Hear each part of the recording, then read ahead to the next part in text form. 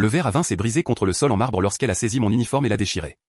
Petite serveuse pathétique, a-t-elle hurlé. Je vais m'assurer que tu ne retrouveras jamais de travail. Mais elle ne savait pas que les caméras de sécurité étaient en marche.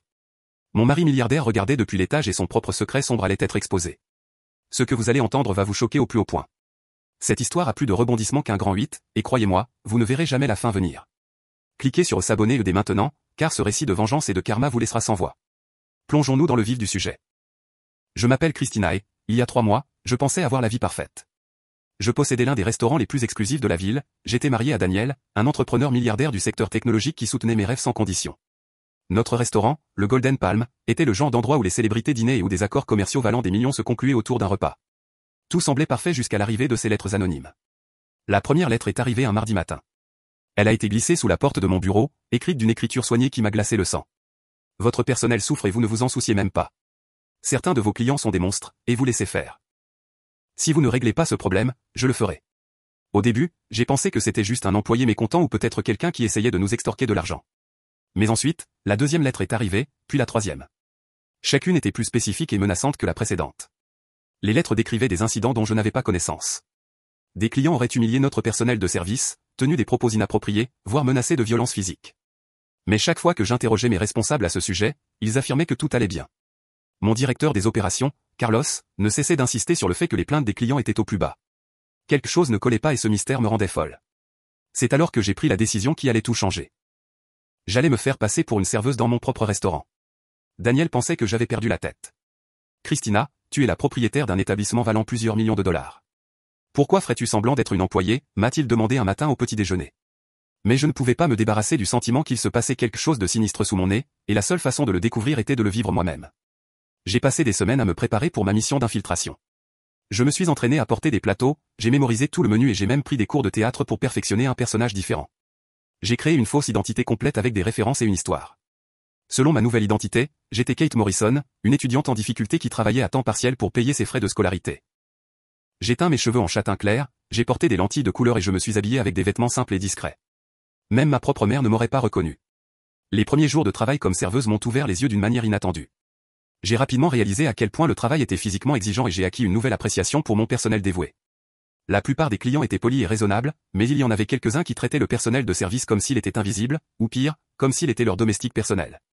Pourtant, je n'avais rencontré rien qui justifie ces lettres de menace. Puis, Jessica Patterson est entrée dans ma vie. Je n'oublierai jamais la première fois que je l'ai vue. C'était un jeudi soir, et le restaurant était animé par la foule habituelle du dîner. Jessica est entrée vêtue d'une magnifique robe de soie rouge qui coûtait probablement plus que le salaire mensuel de la plupart des gens. Elle avait des cheveux blonds parfaitement coiffés, des bijoux coûteux qui attiraient la lumière à chaque mouvement, et une aura de droit qui la précédait comme un signal d'avertissement. Elle était accompagnée de 3 autres femmes qui semblaient suspendues à chacune de ses paroles. Dès qu'elle s'est assise, Jessica a clairement indiqué qu'elle s'attendait à un traitement spécial. Elle claquait des doigts pour attirer l'attention, parlait d'un ton condescendant et agissait comme si le monde tournait autour de ses caprices. Mais ce qui m'a frappé, c'est à quel point elle semblait particulièrement intéressée par moi. Pendant que ses amis bavardaient de leurs potins habituels, Jessica n'arrêtait pas de me regarder avec une intensité qui me mettait mal à l'aise. « Vous êtes nouvelle ici, n'est-ce pas » m'a-t-elle demandé lorsque je me suis approché de leur table pour prendre leur commande. Sa voix avait une qualité étrange, comme si elle m'étudiait plutôt que de faire une conversation banale. « Oui, madame, j'ai commencé à travailler ici récemment » ai-je répondu, en conservant ma fausse identité. « Où travailliez-vous avant cela » a-t-elle insisté, et j'ai remarqué que ses amis avaient cessé de parler pour écouter notre conversation. Je lui ai donné l'histoire répétée sur le fait d'être une étudiante, mais l'expression de Jessica a suggéré qu'elle n'était pas entièrement convaincue. Tout au long de la soirée, elle a continué à poser des questions insistantes sur mes antécédents, ma famille et ma situation de vie. On n'avait plus l'impression d'un interrogatoire que d'une petite conversation informelle. Au cours des semaines suivantes, Jessica est devenue une cliente régulière, et chaque visite est devenue plus inconfortable que la précédente. Elle demandait spécifiquement à être assise dans ma section et ensuite elle s'arrangeait pour me rendre la vie misérable. Elle commandait des modifications compliquées au plat du menu, renvoyait la nourriture plusieurs fois pour des problèmes imaginaires et trouvait constamment des défauts à mon service. Mais le plus étrange, c'est qu'elle semblait me tester, repoussant mes limites pour voir comment je réagirais. D'autres membres du personnel ont commencé à me mettre en garde contre Jessica. Elle est source de problèmes, a déclaré Maria, l'une de nos serveuses vétéranes. Elle vient ici depuis des mois, et elle a cette façon de faire démissionner les gens. 3 filles sont parties à cause d'elle. Quand j'ai demandé à Maria pourquoi la direction ne faisait rien, elle a juste haussé les épaules. Elle dépense beaucoup d'argent ici et elle connaît du monde. La direction ne la touchera pas. C'était exactement le genre de comportement toxique décrit dans ces lettres anonymes. J'ai commencé à soupçonner que Jessica pourrait être liée à la campagne de harcèlement contre mon restaurant, mais j'avais besoin de plus de preuves et j'étais déterminé à les obtenir. La percée est survenue au cours de ma 4e semaine d'infiltration. Je nettoyais les tables près de l'arrière du restaurant quand j'ai entendu Jessica parler au téléphone. Elle se tenait près des toilettes des dames et parlait à voix basse, mais sa voix portait juste assez pour que je puisse saisir des fragments de la conversation. Le plan fonctionne parfaitement, disait-elle. J'en ai déjà fait démissionner 3, et la nouvelle est sur le point de craquer. Une fois que j'aurai complètement détruit le moral du personnel, tout l'endroit s'effondrera. Il y a eu une pause, puis elle a ri froidement. Croyez-moi, quand j'en aurai fini avec cet endroit, ils supplieront de vendre. Et quand cela arrivera, nous serons prêts à fondre sur l'affaire et à l'acheter pour une bouchée de pain. Mon cœur s'est emballé en réalisant ce que j'entendais. Jessica n'était pas juste une cliente difficile. Elle sabotait activement mon restaurant dans le cadre d'un plan plus vaste. Mais pour qui travaillait-elle? Et pourquoi cibler mon entreprise en particulier? J'ai commencé à faire plus attention au comportement de Jessica et j'ai remarqué des schémas que j'avais manqués auparavant. Elle prenait des photos de l'intérieur du restaurant, posait des questions détaillées sur nos procédures d'exploitation et a même essayé de jeter un coup d'œil dans des zones restreintes quand elle pensait que personne ne la regardait. Elle recueillait des renseignements pour quelqu'un. La situation s'est considérablement aggravée la semaine suivante. Jessica est arrivée avec son entourage habituel, mais cette fois, elle semblait différente, plus agressive, plus confiante, comme si elle était prête à passer à l'étape finale. Elle a commandé du vin cher et a commencé à faire des demandes de plus en plus déraisonnables. Quand je lui ai apporté le vin, elle a délibérément renversé le verre, répandant le liquide violet foncé sur la nappe blanche et sur sa robe rouge. Espèce d'idiote maladroite, a-t-elle crié assez fort pour que tout le restaurant l'entende. Regardez ce que vous avez fait à ma robe. C'est une création originale qui vaut plus que ce que vous gagnez en un an. Je savais qu'elle avait renversé le vin intentionnellement. Je l'avais vu faire, mais j'ai gardé mon sang-froid et je me suis excusé abondamment. Je suis vraiment désolé, madame. Laissez-moi vous aider à nettoyer ça. N'osez pas me toucher, a-t-elle rétorqué en se levant de façon théâtrale. Avez-vous la moindre idée de combien coûte cette robe? Vous allez payer pour ça, petite serveuse pathétique. Tout le restaurant s'était tué et tous les yeux étaient rivés sur notre confrontation. Je sentais les autres clients me regarder, certains avec sympathie, d'autres avec la curiosité morbide que les gens ont lorsqu'ils regardent un accident de train. Mes collègues avaient l'air terrifiés, sachant qu'ils pourraient tout aussi bien être à ma place. Madame, je comprends que vous soyez contrariée, ai-je dit calmement. Laissez-moi aller chercher le gérant, et je suis sûr que nous pouvons trouver une solution. Mais Jessica n'était pas intéressée par des solutions raisonnables. Elle appréciait trop le spectacle. Trouver une solution, a-t-elle ri sèchement. Vous pensez que votre gérant pathétique peut réparer ça?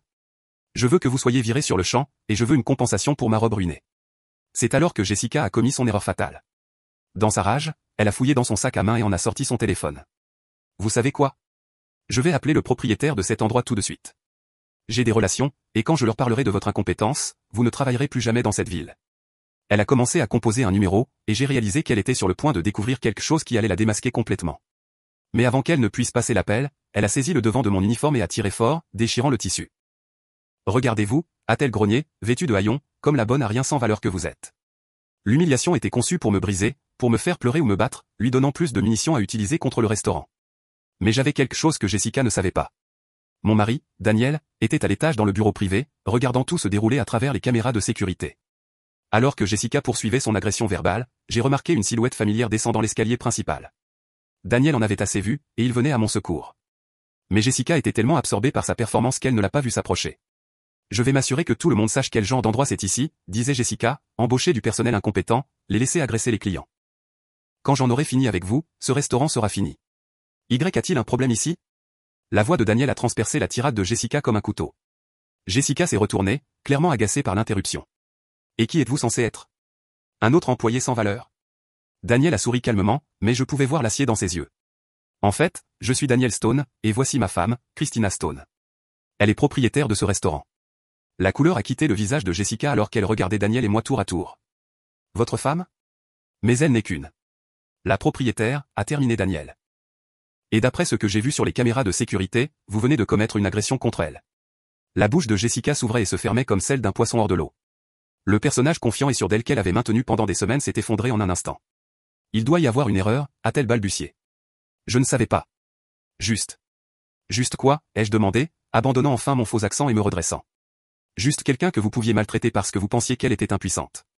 Le restaurant a éclaté en chuchotement alors que les autres clients réalisaient ce qui se passait. Les amis de Jessica avaient l'air mortifiés, n'ayant clairement aucune idée de ses véritables intentions. Mais Jessica elle-même était loin d'en avoir fini. Alors que le choc initial s'estompait, son expression s'est durcie avec un autre type de désespoir. Vous pensez être si maligne, a-t-elle sifflé, sa voix baissant à un murmure dangereux. Mais je sais des choses sur vous, Christina Stone. Je connais vos transactions commerciales, vos finances, votre mariage. Traversez-moi et je détruirai tout ce que vous avez construit. C'est alors que j'ai réalisé que l'implication de Jessica allait bien au-delà du simple harcèlement des clients. Pour qui travaillez-vous vraiment, ai-je exigé. Le rire de Jessica était froid et amer. Quelqu'un qui a une très bonne raison de vouloir que cet endroit échoue. Quelqu'un qui sait que la vengeance est un plat qui se mange froid. Avant qu'elle ne puisse en dire plus, Daniel s'est avancé avec son téléphone à la main. J'ai enregistré toute cette conversation, Jessica, et je pense que la police sera très intéressée d'entendre parler de vos tentatives d'extorsion et de votre campagne de harcèlement. La façade de Jessica s'est finalement complètement fissurée. Vous ne comprenez pas, a-t-elle dit désespérément. Cet endroit a détruit ma vie. Votre partenaire commercial, Robert Martinez, était mon mari. Il m'a quitté pour sa secrétaire et s'est assuré que je n'ai rien au divorce. Rien. Pendant que vous deux viviez dans le luxe, j'ai tout perdu. Les pièces se sont soudainement mises en place. Robert Martinez était en effet mon partenaire commercial, bien qu'il ait vendu ses parts dans le restaurant il y a 2 ans après son divorce difficile. Jessica était son ex-femme, et elle avait systématiquement essayé de détruire l'entreprise pour se venger de lui. Alors, vous avez décidé de vous en prendre à des employés innocents, ai-je demandé. Vous avez terrorisé mon personnel, essayé de ruiner ma réputation, tout ça parce que vous n'arriviez pas à passer à autre chose après votre divorce. Je voulais qu'il souffre comme il m'a fait souffrir, a admis Jessica, les larmes coulant sur son visage. Mais il a vendu ses parts et est passé à autre chose comme si de rien n'était, alors j'ai décidé de détruire ce qu'il avait aidé à construire. À ce moment-là, la police était arrivée, appelée par Daniel pendant la confession de Jessica. Alors qu'il l'emmenait menotter, elle s'est retournée une dernière fois. Vous avez peut-être gagné ce soir, Christina, mais ce n'est pas fini. J'ai des avocats, des relations. Je reviendrai. Mais Jessica avait tort. Les preuves que nous avions recueillies pendant mon opération d'infiltration, combinées à sa confession enregistrée, étaient plus que suffisantes pour garantir qu'elle subisse de graves conséquences. Elle a été accusée de harcèlement, d'extorsion, de méfaits criminels et de plusieurs autres crimes. Ses amis riches l'ont abandonnée. Son statut social s'est effondré, et elle a finalement purgé 18 mois de prison. La partie la plus satisfaisante n'était pas la chute de Jessica, cependant.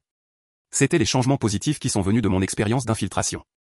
J'ai mis en œuvre de nouvelles politiques pour protéger mon personnel des clients abusifs, améliorer les conditions de travail et créer un système de soutien pour les employés qui faisaient face au harcèlement. Les lettres anonymes ont cessé d'arriver et le moral du personnel a atteint un niveau record. Maria, la serveuse vétérane qui m'avait mise en garde contre Jessica, a été promue assistante de direction. Elle m'a dit plus tard que ma volonté de travailler à leur côté avait complètement changé la façon dont le personnel considérait la direction. Vous n'avez pas seulement parlé de prendre soin de vos employés, a-t-elle dit. Vous l'avez prouvé. Daniel était fier de la façon dont j'avais géré la situation, bien qu'il se moque encore de mes talents d'actrice. La prochaine fois que tu décides de faire une mission d'infiltration, plaisante-t-il, fais-le moi savoir pour que je puisse regarder les images de sécurité en temps réel. C'était mieux que n'importe quel film. Le restaurant a prospéré dans les mois qui ont suivi l'arrestation de Jessica.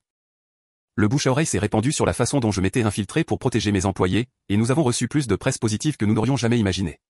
Les clients ont commencé à traiter notre personnel avec un respect sensiblement plus grand, et plusieurs autres propriétaires de restaurants ont contacté pour se renseigner sur nos politiques anti-harcèlement. Mais la leçon la plus importante que j'ai apprise n'avait rien à voir avec le succès commercial. Il s'agissait du pouvoir de l'empathie et de l'importance de comprendre les expériences des personnes qui travaillent pour vous. Ces quelques semaines en tant que serveuse m'ont appris plus sur le leadership que n'importe quelle école de commerce ne pourrait jamais le faire. Alors que je réfléchis à cette nuit où Jessica a déchiré ma robe et a essayé de m'humilier, j'ai réalisé qu'elle m'avait rendu service. Elle m'a montré à quoi ressemble la vraie force. Pas le genre qui vient de l'argent ou du statut, mais le genre qui vient du fait de traiter tout le monde avec dignité et respect, quelle que soit leur position dans la vie. Jessica pensait qu'elle détruisait une serveuse impuissante, mais elle a fini par révéler sa propre impuissance. Elle avait de l'argent, des relations et un statut social. Mais elle manquait de la seule chose qui compte vraiment, le caractère. En fin de compte, le karma ne l'a pas seulement trouvée. Il l'a complètement submergée. La règle d'or n'a jamais été aussi pertinente.